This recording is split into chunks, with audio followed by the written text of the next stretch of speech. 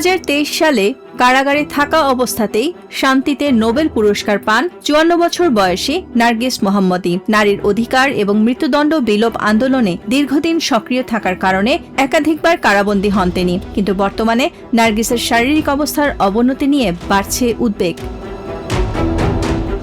গত সপ্তাহে অসুস্থ হয়ে পড়ায় তাকে হাসপাতালে নেওয়া হয়। নার্গিস মোহাম্মদীর স্বামী তাকি রাহমানি জানান, তার স্ত্রীর হৃদরোগ ও ফুসফুসের জটিলতা রয়েছে। হৃদযন্ত্রের দুটি প্রধান ধমনী শতভাগ ব্লক হয়ে গেছে বলেও দাবি করেন তিনি। এছাড়া আগের অস্ত্রোপচারের জটিলতাও রয়েছে তার শরীরে। জানজান প্রদেশের মেডিকেল কর্তৃপক্ষ বলছে, নার্গিসের অসুস্থতা এতটাই গুরুতর যে সেখানে তার চিকিৎসা সম্ভব নয়। তার হৃদযন্ত্রের দুটি প্রধান ধমনী পুরোপুরি ব্লক। এছাড়া ফুসফুসের সমস্যাও রয়েছে, কিন্তু গোয়েন্দা সংস্থার বিধিনিষেধের কারণেই তাকে যথাযথ চিকিৎসা দেওয়া হচ্ছে না। বর্তমানে ফ্রান্সে বসবাস করছেন নার্গিসের স্বামী তাকি রাহমানি। তাদের 19 বছর বয়সী দুটি যমজ সন্তান রয়েছে। রাহমানি অভিযোগ করেন, পরিবারের চাপের মুখে ইরানি কর্তৃপক্ষ আপাতত 1 সপ্তাহের জন্য হাসপাতালে রাখার অনুমতি দিয়েছে নার্গিসকে। তবে নিরাপত্তা বাহিনী আশঙ্কা করছে, তেহরানের এভিন কারাগারে ফিরলে তিনি আবারও মানবাধিকার আন্দোলনে সক্রিয় হয়ে উঠতে পারেন।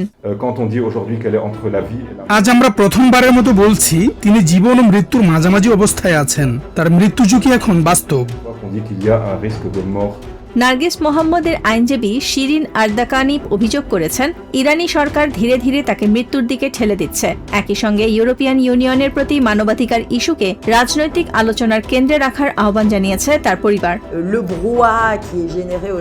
নার্গিসের জীবন, মর্যাদা ও মত প্রকাশের অধিকার রক্ষা করা আন্তর্জাতিক সম্প্রদায়ের দায়িত্ব, কিন্তু এখন পর্যন্ত শক্ত কোনো আন্তর্জাতিক অবস্থান আমরা দেখছি না।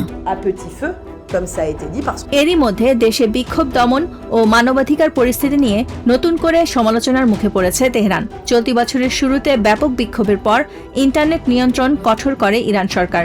মানবাধিকার সংগঠনগুলোর দাবি, বিক্ষোভ সংশ্লিষ্ট অনেকের মৃত্যুদণ্ড কার্যকরও অব্যাহত রেখেছে খামেনি প্রশাসন। Nahid Sihan, TVN 24 news desk. New York থেকে সম্প্রচারিত TVN 24 টেলিভিশন বিশ্বজুড়ে বাঙালির কণ্ঠস্বর।